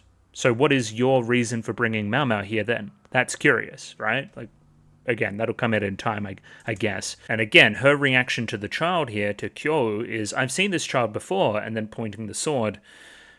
That would imply that, again, it's not a family thing. It's not like another one of Shisho's little bastard children or whatnot. It's, I don't know, you're just like a family connected type person. You're connected to whoever your mother is in relation to her relationship to Shenmei, I guess. It's all very confusing. He is the Honorable Shiro's son. Okay, yeah, sure. Then Lalan's here. It's just as I thought, the Shisui thing comes to light, and it's very clear here that Shisui is also stepping out here, underselling what Mao Mao is doing out here, trying to save her ass because she knows how brutal her mother is. And again, everybody can see through this. They know what Shenmei's like.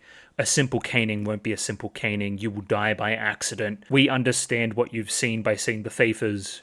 You are now privy to the rebellion. You need to die. However, again, quick thinking from Lao Lan, literally saving Mao Mao's life. Hey, she's also an apothecary. She could replace the apothecary that went away and try to make you this immortality potion. After testing medicines on herself for ages, as we show the arm, she no longer ages. She's actually over 30. That's just not the case. You're the same age as Jinshi. I know that, or at least very similar. Another thing as well is we keep referring to the man before. The man before, the apothecary before, and we keep referring to him in a way where I think he's going to be revealed and when we might know who it is, and I've got no clue, but we keep saying the man before died, he went away, he left all this stuff. That implies to me that there may be something extra going on there. Another question I had is potentially Isla, who is the foreign envoy, could have recognized Mao Mao as the stupid moon fairy girl. Like, that could have been funny. Like, hey, I know you. I know you from the thing, from that weird part where, I don't know, Jinshi cross-dressed for a bit. That could have been funny. But again, it was a long time ago. It was dark. It was a throwaway scene. It's pretty easy to see how you would forget a face like that. Even the makeup angle, too. Very quickly here, we move. We move to the stronghold in the mountains. Fucking Helm's Deep over here. And again, this seems to be a pretty important location for planning the rebellion. The show here is very good at this, retroactively pointing out the inconsistencies that pointed to Shisui's role. Again, I like that just plainly we had on screen, hey, she actually is Lao Lan. There's no more questions about it. You actually admitted something to yourself. Very cool. You hid from the Empress Dowager. Now, I didn't clock that at the moment, but now that you've said that, yeah, she totally did. Because again, she would know who you are. Her relation to Shisho, yeah, it's all making sense. The Leishu one has been well documented by myself as well. So this is the scene where I start to question things. So Mao Mao here just straight up asks, okay, is Shisui your half-sister? Which Sudre says, kinda? She doesn't confirm anything. She's like, she's the only one that treats me like a sister. And then Mao Mao goes on with it and says, okay, well, I know that Lao Lan was Shisho's only daughter. That means that you're not included in any of this, despite being a half-sister. Again, having a daughter with a different woman, that would be unforgivable to his terrifying wife, Shenmei. Shenmei hates me more than anything. My father, Shisho, is originally from one of the Shi clan's offshoot families. Okay. Again, my father, Shisho, yeah, the doctor, sure, from that Empress Dowager story. So he was from an offshoot family. They saw that he was talented. Shenmei's family saw his talents, adopted him. Now, I don't think adopted is the best word here, because adopted means that he would have become like a sibling to Shenmei, right? That's what I would have thought, right? Or related or something like that. But they end up dating, and she seems pretty protective over that as well. So like, what gives there? He got adopted into the family, but he also married into the family? I think he just married into the family. That's the idea. He was given the name Shisho, and the two became engaged. Gotcha. So it was like an arranged marriage, I guess, is the idea. But during the late Emperor's reign, Lady Shenmei was taken to the rear palace. Correct, we know this. When she was returned later as a gift, my mother and I were already with my father, this being Sure. Okay, so you come back, you find woman and child and dad. Shisho. Okay. My mother and I were already with my father. Okay, so you say my mother, but that doesn't fit. Why the fuck was she at Taiho's grave then? Something's not adding up. I don't know if I'm just wrong. Am I wrong? But the edit implied that it was Sudre. I'm sure of it. Like when Jinshi's thinking about things, and then he connects that to... Hang on. So, grave. Lantern plant. Fair enough. Jinshi. Jinshi sees that that woman was paying her respects at this grave. That's the same grave that Tsure was at, correct? Taiho, the name of the woman that used to gather women around and tell them ghost stories. She was the lady in waiting to one of the concubines, which that's clearly Shenmei, fair enough. There was then a child, her relatives. The only person related to the Taiho family by blood is Shisho. She gave birth to a daughter after an affair with a doctor. Shisho. Sure. And then, yeah, we cut straight from there to Sure. That would imply that that's Taiho's child, right? Has to be the case. If that daughter is still alive, then it must have something to do with the whole connection there. To Shisui, Laolan, connecting all that together to Shisho. Cool. Sure. Fine. So then who the fuck is this? You know what I mean? Okay. Sure. I firmly believe that this is not Shisho's child. This is the child of the late emperor. And this is all just a ploy. And this is something that you kind of got scapegoated with, I guess. Yeah, sure. That's way bigger picture stuff that I'm not even sure that Tsure is aware of. But she was praying at the grave. Okay, I'm well confused, but sure. I just want a small message from somebody. Hey, you're on the right track. Or hey, you're not on the right track. Just something like that, I guess. Also, the reveal here that your initial name was Shisui the entire time. Basically, Shenmei made you change your name because I didn't want you to have the she character. Because, again, that connected you to Shisho. It's an element of shame. I basically fucking hate this kid because it represents everything that I hate. The infidelity of my husband and whatnot. However, was there an element of this where Shenmei wanted to be with the late emperor? Because that's still what I'm seeing with this immortality potion type angle, right? I was too old for him.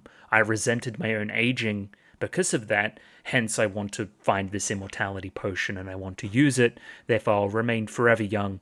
And, I've clearly got a complex about it and I'll be able to fulfill that.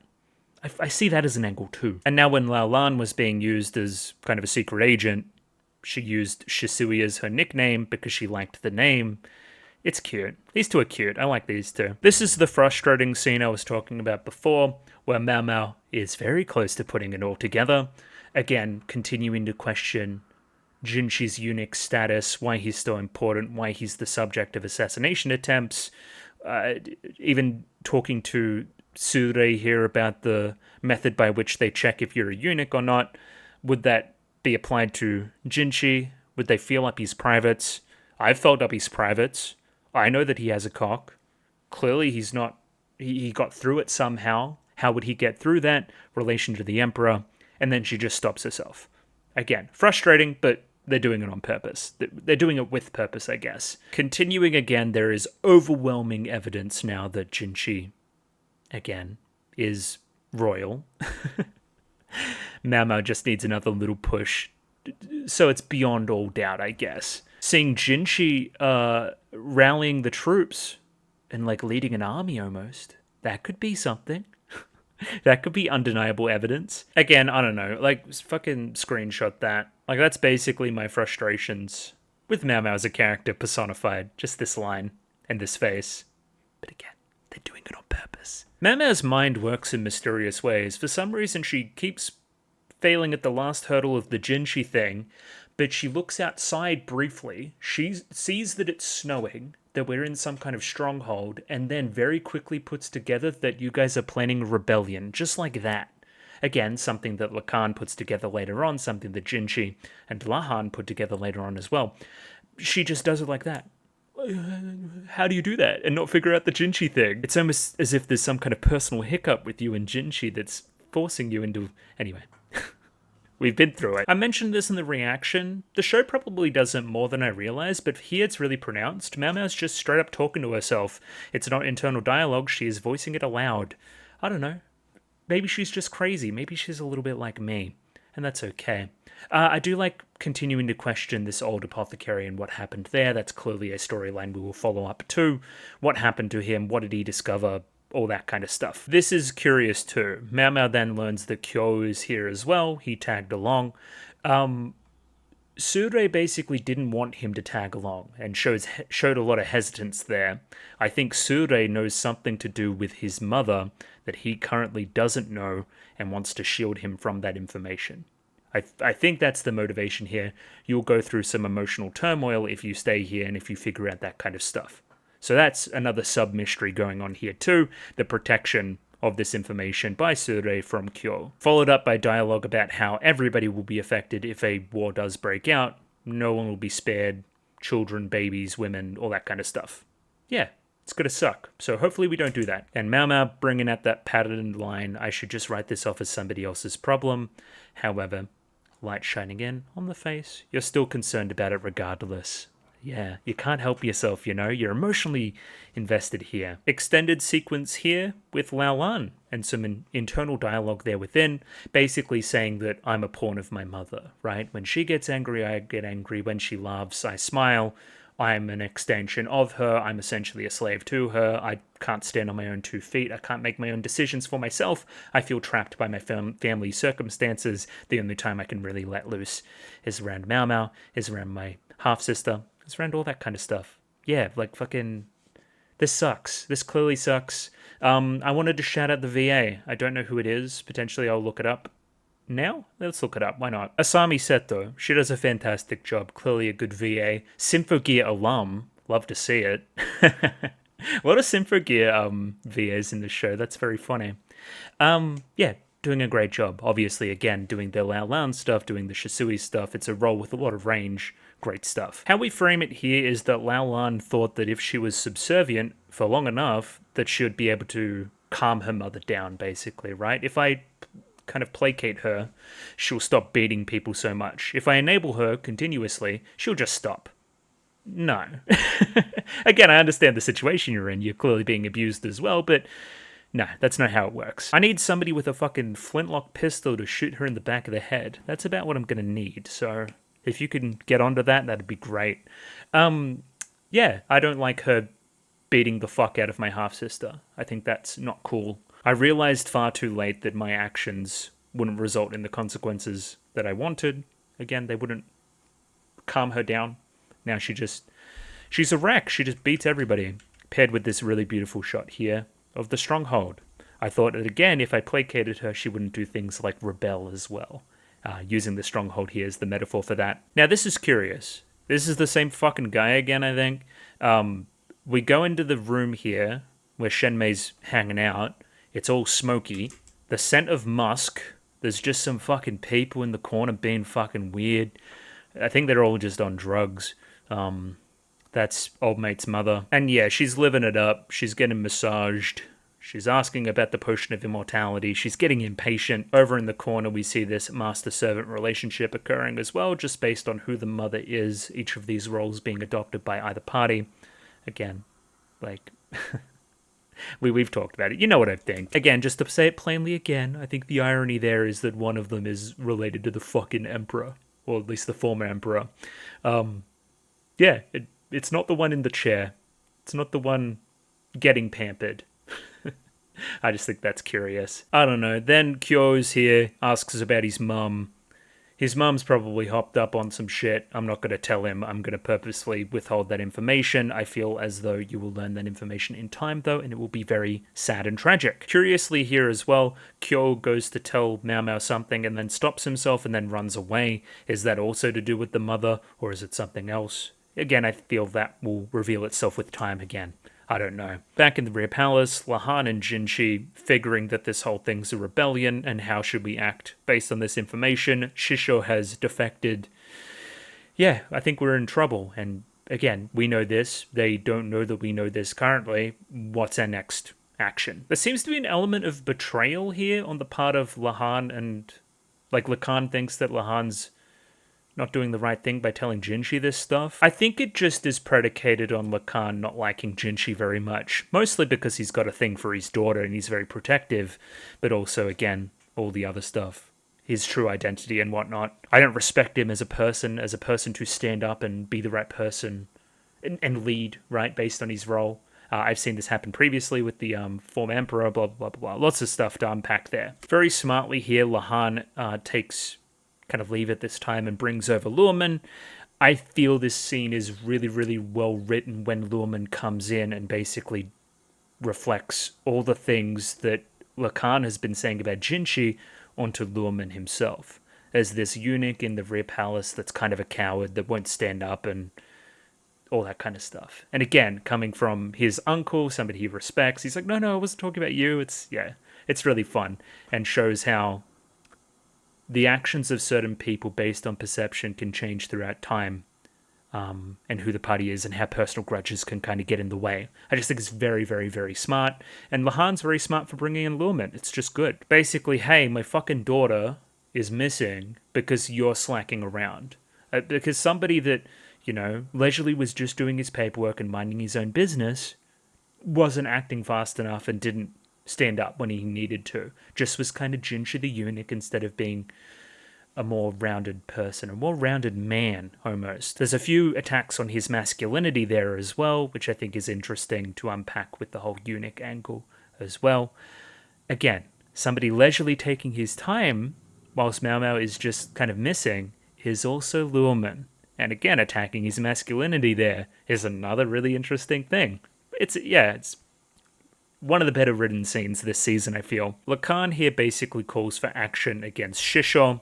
He's not just, attacking because of the Mao Mao angle. He's also attacking me for not standing up and being my true role, right?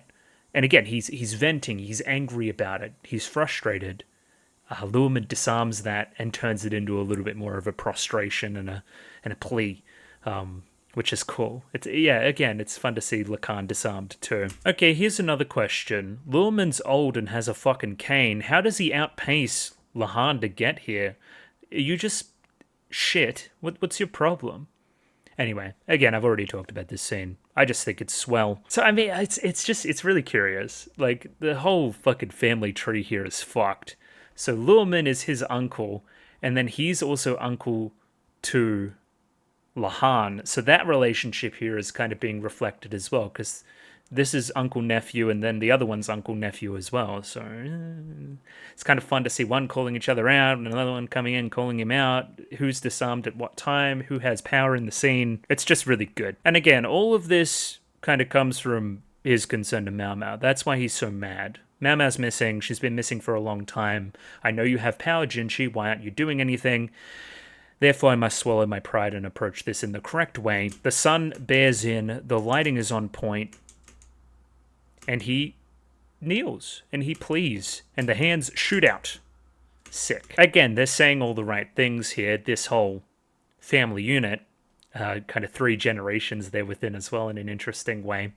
They're all saying the right things. They're saying, hey, let's target Shisho, Pfeiffer's, assassination attempts, Laolan's missing, we have a case, let's go rally the army and attack Shisho, go to the stronghold.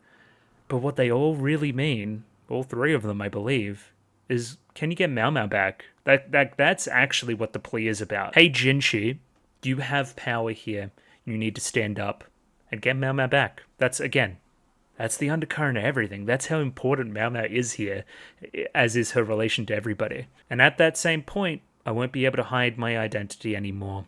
I'll need to be honest with Mao Mao. It's all tied into this. Very well written. Hey Moon Prince, it's time for you to take charge. And yeah, from there we move into the credits. Yeah, we will see what occurs later on. I still think there's some reveals here to happen. A few inconsistencies here and there. Yeah. We'll see. I could be wrong on a couple things too. It really is hard to say. Please let me know if I'm full on the wrong track for some reason. I can't imagine that I am though. It's all... The rest of it's clicking. It's mostly Sure is just like, I don't know what's going on there, but the rest of it makes sense, I think. Either way, 4 more episodes to go. Even then, I don't think we're going to have everything, so... We'll see. We'll see what gets revealed and what is left on the table. Patreon, if you want to be that 1 week ahead, of course. And yeah, I'll catch you guys next week. Thank you for watching. Ciao. Goodbye.